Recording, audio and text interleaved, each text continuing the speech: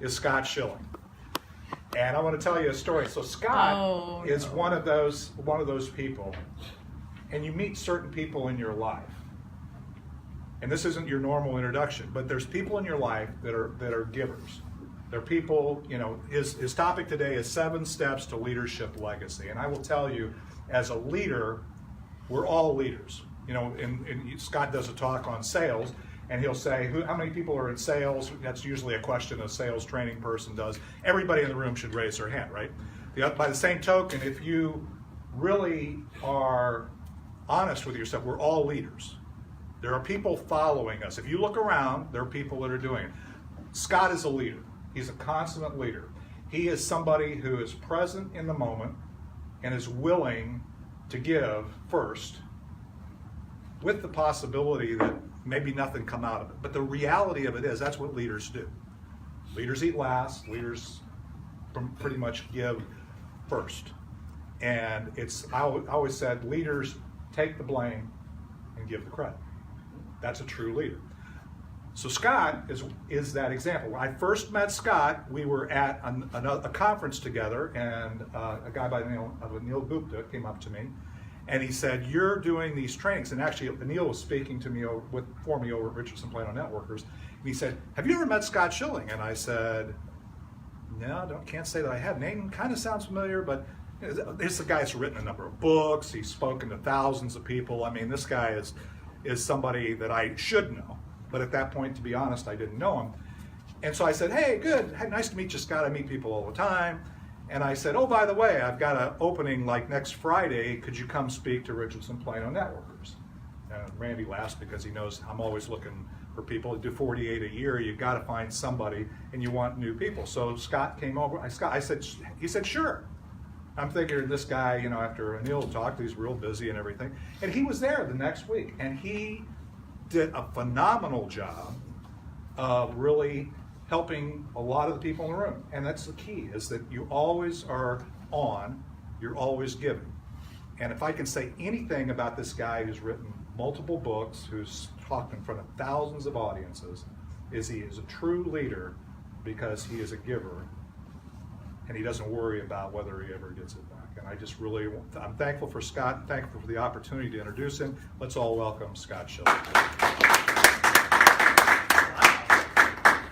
Is that okay? That means you're not, I didn't embarrass you. No, Okay. that was awesome. Thank you, I appreciate the opportunity. And actually, as a sales trainer, a lot of times people say, you know, you come into groups and you, even though I could train on sales and marketing and business growth and those things for a week straight, you know, as Randy and I were talking today, he said, "So you're going to teach us sales today?" I said, "No, I'm really not." And he said, "Oh, why?" And the answer is really kind of tied to what David said. We haven't even talked about this, but in this last week, I found a 60-year-old friend, and all of a sudden that friend had been identified having bone and blood cancer. And all of a sudden you go, phew. And then that afternoon, another friend calls and said, "Did you hear about Stephanie's husband?" "No." "Well, he was coming home from work, was a little disoriented, stopped to get a bottle of water, dropped over with a massive heart attack, and they couldn't revive him. 54 years old. Whew. And so you start thinking about, and don't understand, sales is a very important topic. That's right. But today, this is a more important topic, and it's really about leadership and what it takes to be a leader. And so the question is, are you leaving your legacy or are you living your legacy? Legacy shouldn't be something that we accumulate over time to leave once we've passed. Legacy should really be what we're known for as we live. We should be known to be, okay, we're going a little too far, but it should be what we're known for as we live. In other words, I'm honored that David would introduce me the way he did about being a servant leader, because then my task has been accomplished. My task is to help first and see what happens later. Really a high intention and a low attachment. A high intention of imparting something great for each and every one of you here today. And a low attachment as to what that might be.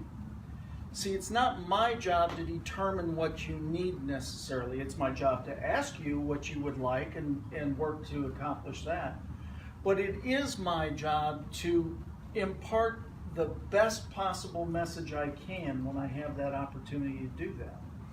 And one of the things that came to me through this was this article on a nurse talking to people on their deathbed, the top 5 regrets that people had. The first was, I wish that I had let myself be happier. You know, there's never a time where you can't be a little bit happier. You know, I look at people who are working so hard to be miserable. You know, it's like, I just don't get it. It doesn't mean that you're not serious a lot of the times, but that was number 5. Number 4 is, I wish I had stayed in touch with my friends. Not too long ago, I had my 40th high school reunion.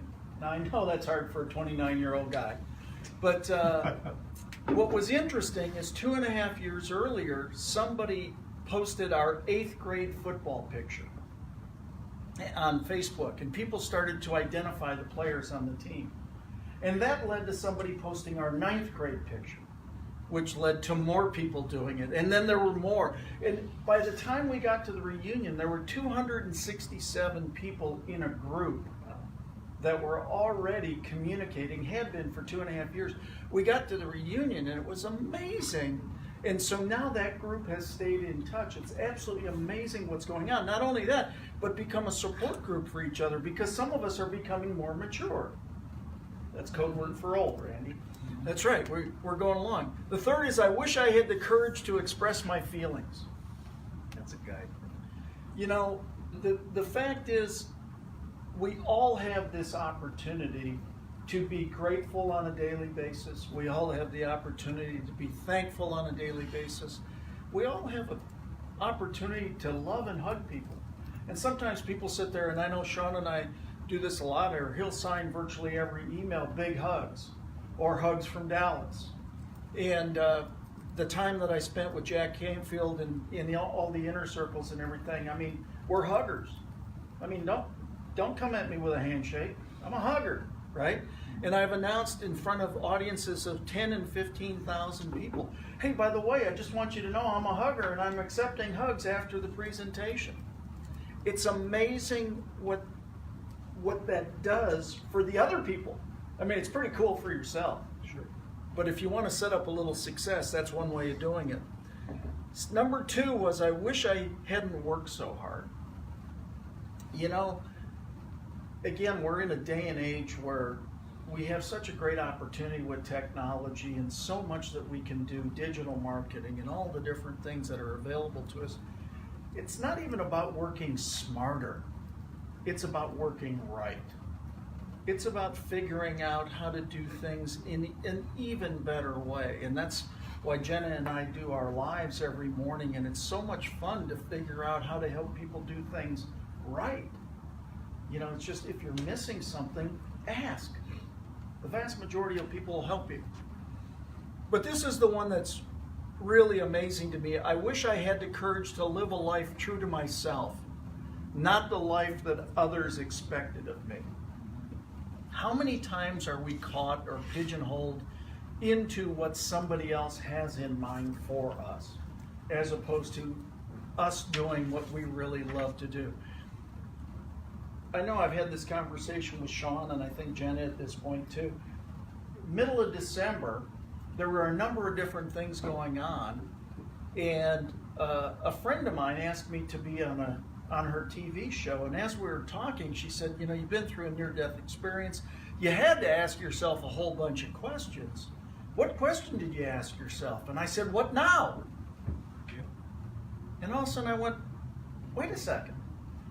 I've never asked myself that question. Why did that come up right now?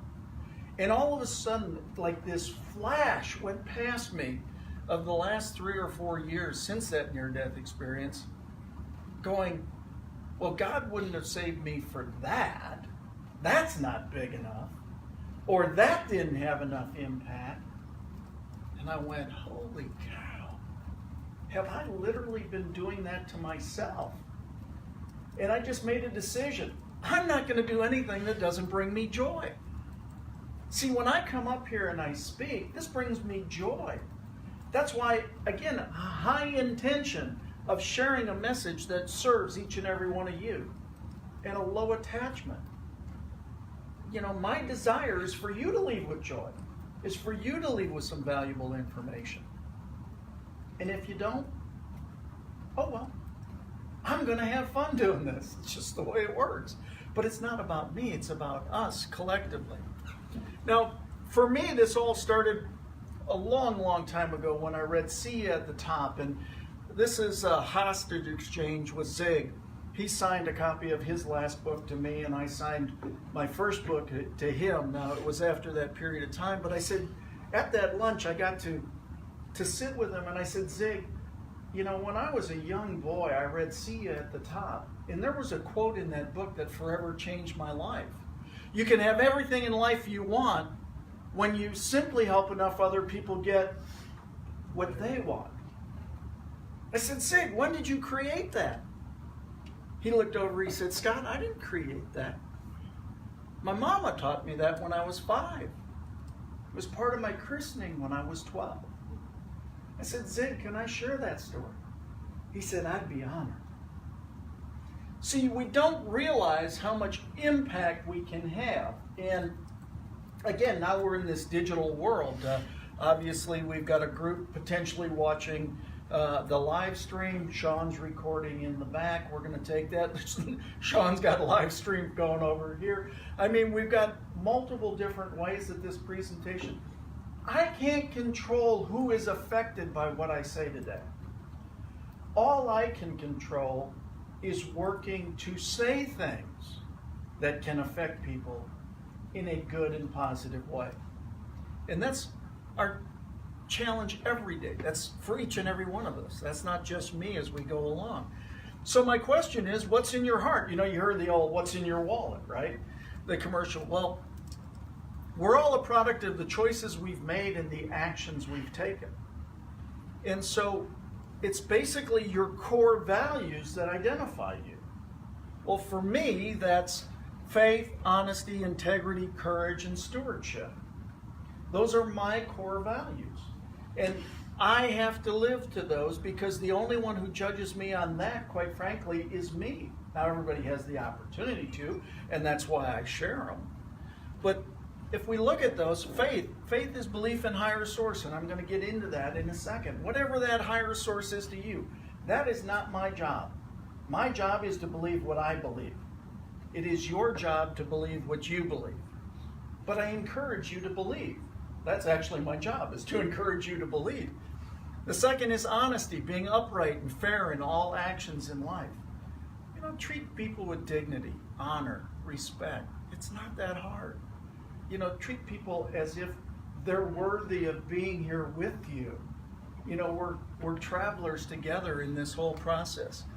Integrity, being whole, complete, have soundness of moral character. Are we missing a little bit in our society today? Possibly. Again, I'm not the judge. I'm just asking a question. The point is, integrity comes from the word integer. One. Wholeness. How you do anything is how you do everything. I've been very blessed. I've done well over 2,500 live events, speaking to probably close to 1 million people live. Do you ever see the on-stage persona of a speaker and the backstage persona and realize it's not the same person? Unfortunately, I've had that opportunity to see that. One guy has a very large extended family. He had nieces everywhere we went. It was amazing. Some of you will get that later. Then there's courage, right? Courage is not absence of fear. Courage is fighting through the fear. Courage is going through when, you know, it just isn't what you think it is. There's a lot of people who have a lot of courage. I congratulate all our vets and everybody who have given and sacrificed so much for our freedom. And to think that people don't respect that or aren't respecting that is a little aggravating, I gotta tell you. Because we wouldn't have what we have today without their courage. And then the last is stewardship. That's being responsible and overseeing, protecting things. Now, that could be everything from our environment to not littering. I mean, stewardship, it's funny, I haven't always been the best steward of things. And as we get a little more mature, again, code word for old, we figure out that maybe we haven't been the best stewards of certain areas of our lives. Now, here's the good news. As long as we're breathing, we can make a difference and we can make a change. And so I'm working to be a far better steward of some of those areas today. And again, the encouragement that other people do the same as we go along. My mission was stated way back in 2003 as I wrote my first book, but it's basically multifaceted. Create a community of over 1 million people that have a desire to lift each other up, that have a desire to support each other, to do that spiritually, personally, professionally, financially, to create enough influence where I can cause over $100 million in charitable giving, and that I can positively impact 1 billion or more lives on the planet. Now, I was doing a radio show not long ago, and somebody said, well, that's kind of crazy. I said, so you're saying that Mark Zuckerberg is better than I am? And he said, well, what do you mean by that? I said, well, 500 million people a day come to Facebook. That was just an idea he had. It was created, and that's where it's gone to. Well, if he could do that, I could potentially do that. See, he said, well, you're being kind of flip about all this. I said, well, 1 billion's only 1 out of 7. That's not that big a deal. I mean, I'm not doing that well at 1 out of 7. Again, you're being flip. I said, well, what if I'm terrible at it and I hit 100 million? What if I'm not good at it at all and I hit 10 million? What if I'm really bad at it and I only touch 1 million lives? Would that be okay? He said, you're serious about this, aren't you? I go, well, why wouldn't I be?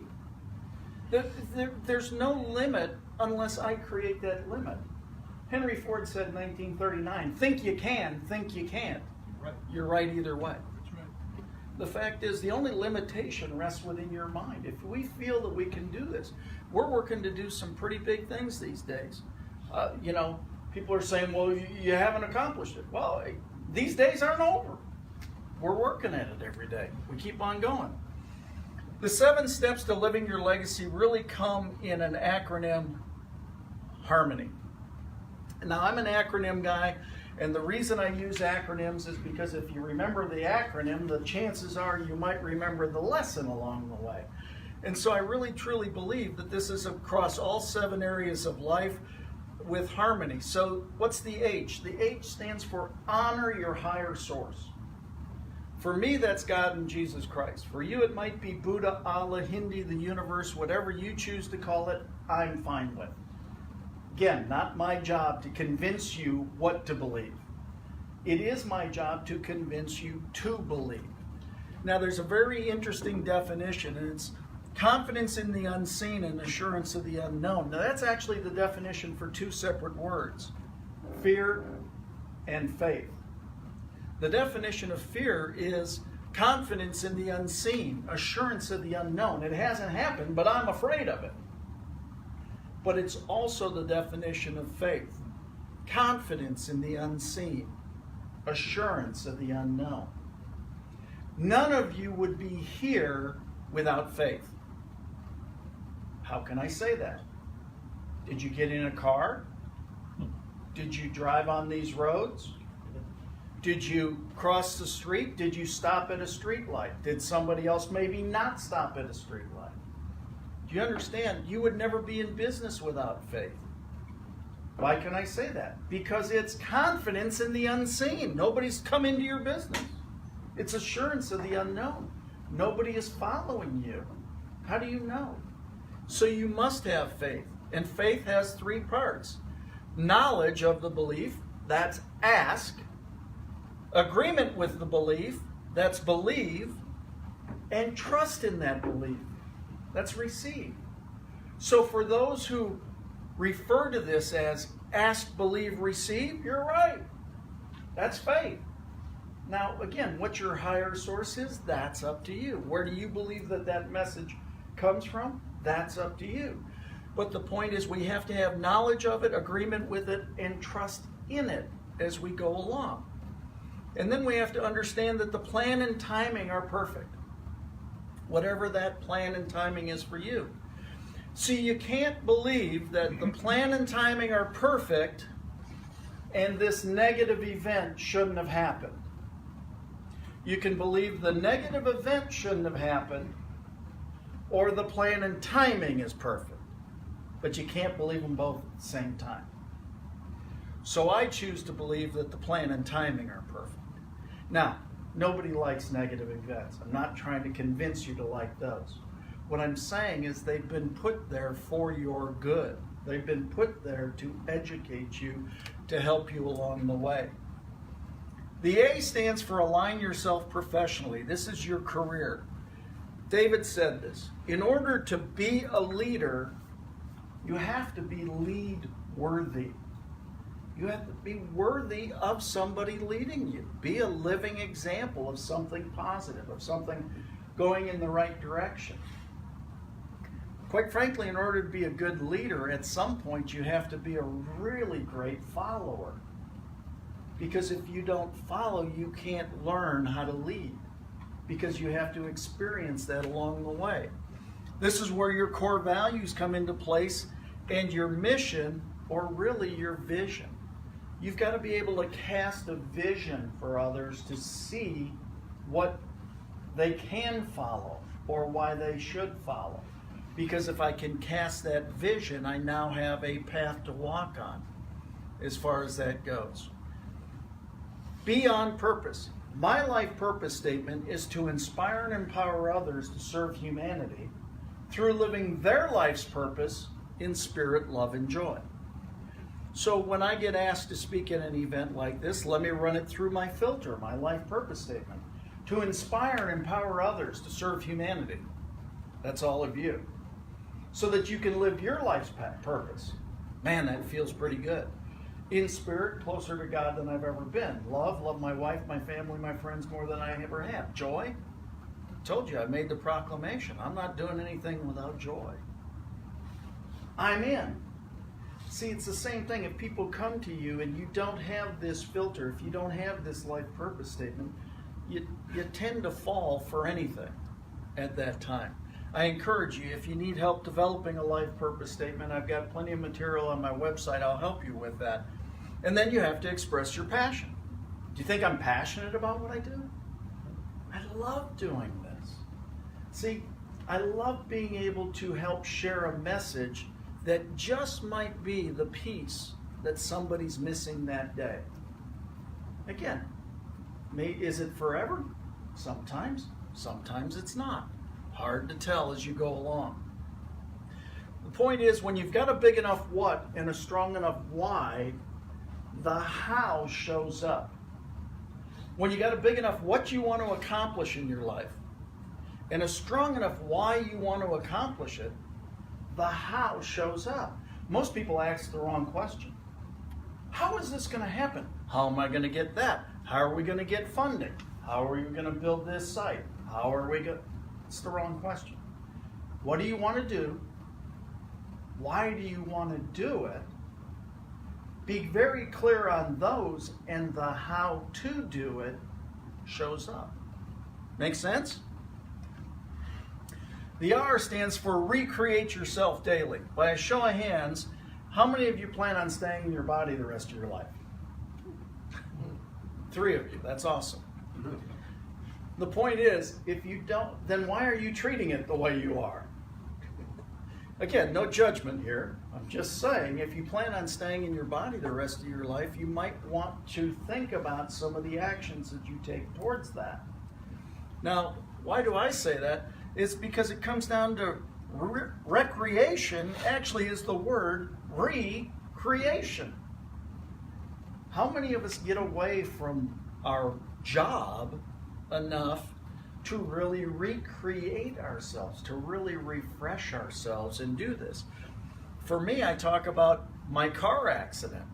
Now, my car accident was about December 6, 2014. I was going to a speaking event, balanced a box of books on my knee, flipped open the back of my SUV at the time.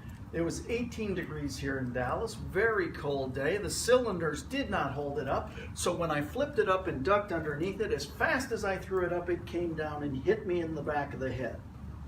Now, it cold cocked me, just about knocked me silly, but I had to go speak, so I did. I had this headache, 2 or 3 on a 10 scale. But what I found out is about 4 days later, I flew out to California to do an infomercial shoot with a client. We shot for 4 days. We were on set that whole time, and we decided to take Sunday off, and we were at Universal City Walk. I was walking, and all of a sudden I wasn't walking. My legs just stopped. And I was numb on tingling stumps from here down. And I looked at my right foot and I said, move, and it said no. And I said, move, and it said no. And then all of a sudden I started to get dizzy. And I reached back and I grabbed a railing. One of my friends, I was walking with 7 people, 3 of them doctors. Coincidence? Nope. I think not. God incidents. They grabbed a chair, they flipped it underneath me, I came back into it. All of a sudden, one of these highly educated doctors looks at me and says, what's your phone number? And I give him my phone number. I go, why would you ask me that? Can't you see I can't stand? He goes, oh, no reason. Well, I was cold, I was gray, I was clammy, I was sweating profusely. I was in the middle of a full-blown cerebellum stroke. And when they went in and they found this dissection in my brain in the PICA, the posterior interior cerebellum artery. A dissection is when the inner and outer walls separate, and all of a sudden I had a flap in an artery in my brain. And it decided to shut down, and when it decided to shut down, then it did that. That is what a full-blown cerebellum stroke looks like in your brain. Now, if any of you understand what the cerebellum does, it's memory, fine motor skills, walking, talking, vertigo. By the grace of God, I walk away with nothing. Now, people sit there and say, how can this be? It almost got to the point where you're telling people about what you've been through, and it's almost like I had to carry my MRI around to verify that this happened. You shouldn't be the way you are. Sorry, I'm an overachiever. I mean, I don't know what to say at this point, right? I spent 6 days in intensive care with them trying to figure out why I was alive. Not trying to keep me alive, trying to understand why I was alive. And when the team was out there looking at my MRI and I could hear the doctor speaking, the doctor said, we've got 2 other stroke patients on the floor. Their MRI is nothing compared to this guy. This guy's in here laughing, goofing off, joking with us. I don't get it. I just yelled out, Doc, I got it. And he leaned in and he goes, what? I said, I got it all figured out. So the whole surgical team walks in and he goes, okay, smart ass, what is it? I said, it's obvious. It's God's grace, mercy, and favor on my life. He said, well, that's as good an answer as we got. And he walked out. So the point is, when you start talking about legacy, what do you save for? What are you here for? What difference can you make? You can make a lot of difference. It doesn't have to be the biggest difference ever. Any difference is a difference. The M, make money foundational. This is the financial side, the money talk. I was speaking in Toronto, August 28, 2003. And at the end, Jack Canfield, Mark Victor Hansen were in the back of the room, and they came walking up to me, and they started thumping me on the chest. You ever have that? Hurts like crazy. It was like, dude, stop that. Anyway, he said, son, how come you're not out speaking professionally? I love when Jack Canfield calls me son. But anyway, he said, son, how come you're not out speaking professionally? And I said, well, I got a job. He said, that's a horrible answer. And he said, you can give me any other answer other than you got a job. I said, well, then I don't have an answer for you. He said, quite frankly, God's given you talents and capabilities that he hasn't shared with everybody else. And when you're not using those talents and capabilities, you're robbing humanity. You're cheating humanity. You're being selfish. I went, damn, back up. I mean, being a little hard on a guy. And he said, you have an obligation to make as much money as you can make. And I said, I don't like the O word. I like the I word. I've got an invitation to make as much money. And I said, oh, so this is about the money. He goes, you think this is about the money? This isn't about the money. This is about the two things that come with money. The ability to do good work and the influence you can have. Good work takes money. Influence takes money. It's not about the money. It's about the work that you can do because of the money. So we all have an invitation to make as much as we possibly can, not for the sake of the money, but for the good we can do and the influence we can have. Jim Rohn said it this way, formal education will make you a living, but self-education will make you a fortune. You've got to continue to do things like this. Come into networking groups. Come to places where people are speaking and sharing whatever wisdom they might have had through their mentors or through their opportunities.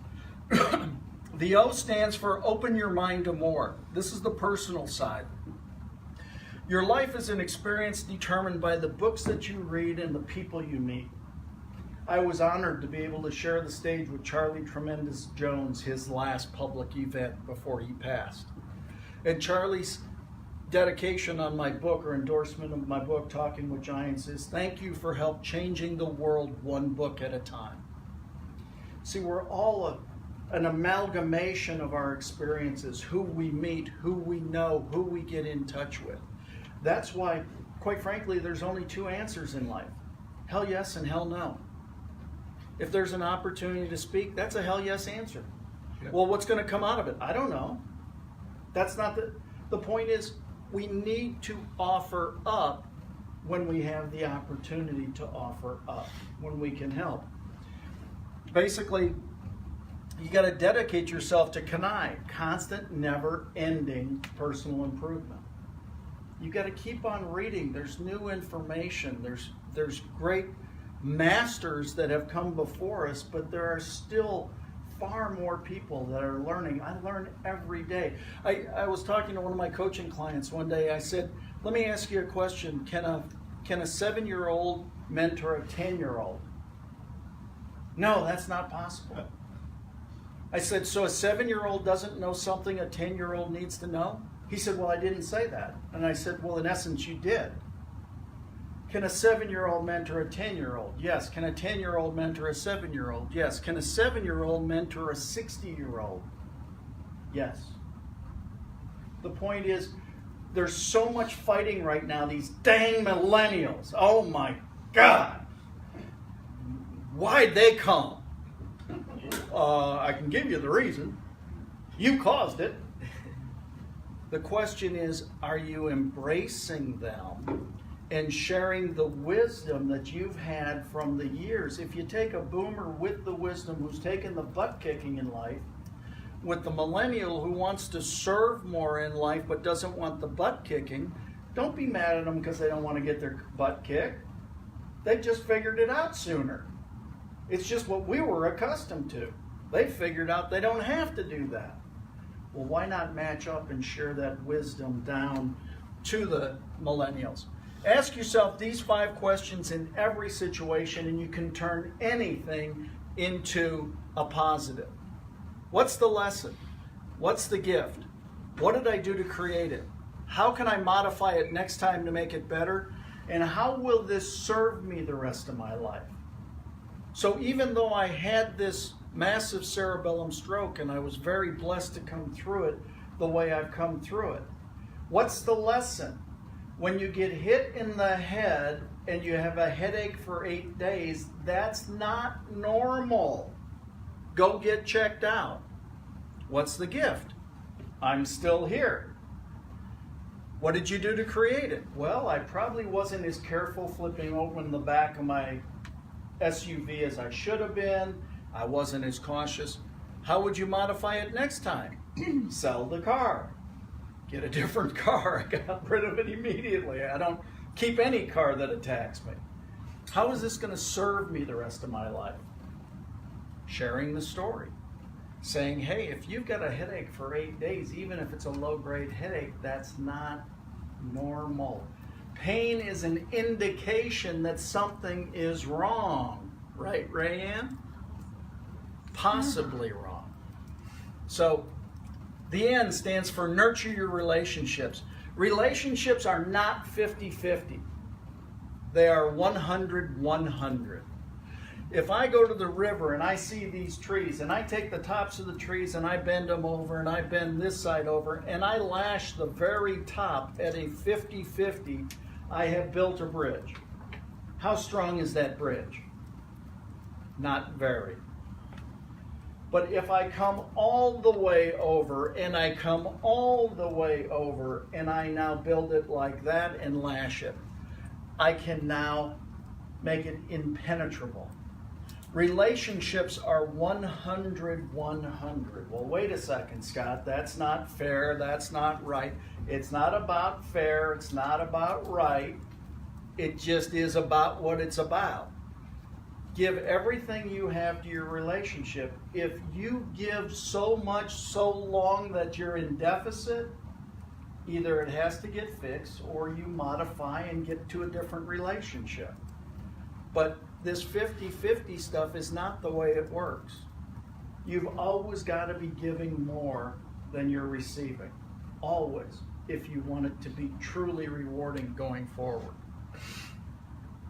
To help, Dr. Gary Chapman has created 2 great books. The first is The 5 Love Languages. Words of affirmation, quality time, receiving gifts, acts of service, physical touch. I did 288 talks a year for 6 years. I was on the road. I left on Sunday, came back on Friday. I would call Peggy 3 or 4 times a day to let her know how much I loved her. I would send her flowers from the road once a week.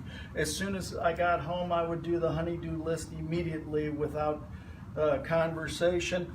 And every night to this day, I still rub her back every night. Now that's 4 out of the 5 love languages I was awesome at. Her love language? Quality time. Did I say I left on Sunday and I came back on Friday? Which is why I changed that. Because all of a sudden, after 5.5 years, that was enough. It was time to match that love language. But this is the book that the vast majority of people don't know about, and that's the 5 apology languages. And just as there are love languages that people need to hear, there are apology languages that people need to hear. Expressing regret, accepting responsibility, making restitution, genuinely repenting, requesting forgiveness. Understand that we both love to be loved in certain ways and we love to be apologized to in certain ways.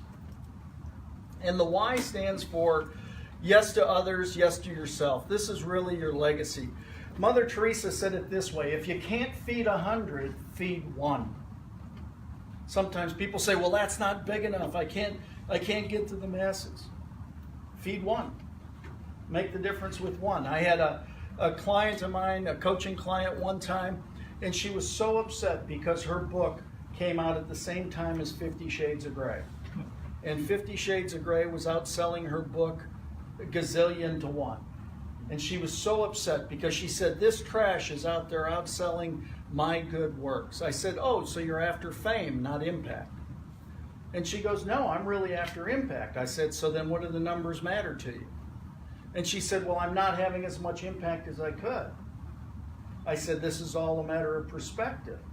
I said, what if you only ever sell 1 book? She goes, that would be terrible. It'd be a travesty. I said, wait a second, I'm not done. But you sold that book to the next Mother Teresa. She goes, that would be amazing. I said, so are you after impact or are you after fame? She said, I'm after impact. Understand, if you go after impact, there is the possibility of fame, not the guarantee of it. But if you go after fame, more than likely, fame is fleeting. I would encourage you all to go after impact. Quite frankly, in my life, I'm going after impact. People go, how could you do 2,500 events and I don't know your name? How could you speak to 1 million people live and I don't know your name? I go, I don't know. I'm out here. If you were supposed to know my name, you'd know my name. But if you're not, that's okay, because I feel fine about the work. I'm content about the work that I have done to the people I've touched. That's where you got to be. You've got to know your impact. There was a book in 1963 called The Butterfly Effect, and it basically says when a butterfly flaps its wings on the other side of the world, it changes enough to change the molecular consistency of this side of the world. The fact is, the fact that you're here today is changed something in the world.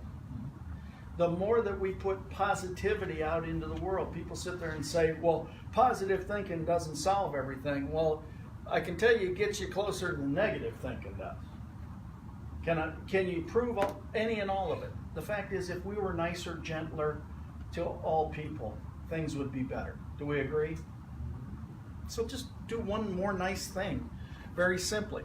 It's what actually, when I came out with my first book, Talking with Giants, Cynthia Kersey made an impassioned plea from stage to support Habitat for Humanity. Women, we're going to build 40 homes in 40 days. Men, the only thing we need is your checkbook.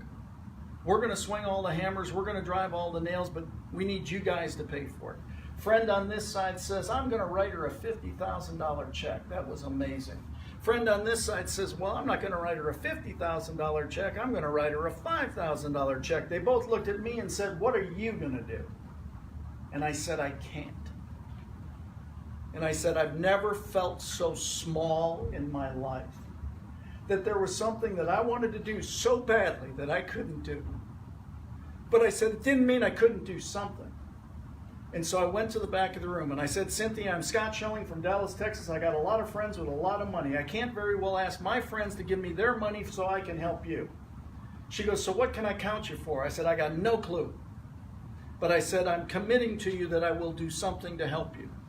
And she said, so what does that mean? I said, I have no idea, but I assure you that I will figure it out. Well, that night I was waiting for a 12:15 a.m. flight back to Dallas, and I'm in the lobby of the LAX Marriott, and here comes Mark Victor Hansen and Dear Abby. And Mark comes walking by and he goes, Scott, what are you doing? I said, oh, I'm just hanging out waiting for my plane. He said, have you had dinner? I said, no, sir. He said, come on, come have dinner with Abby and I. So all of a sudden I'm walking to dinner with Dear Abby and Mark Victor Hansen, Chicken Soup for the Soul fame, and we get to a table. And I mean, there is speaking royalty at that table, and I knew them. I knew basically everybody that was at that table. I said, man, I know a bunch of giant friends.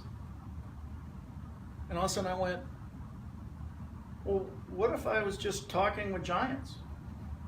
I mean, I get to talk with giants, right? What if I did article?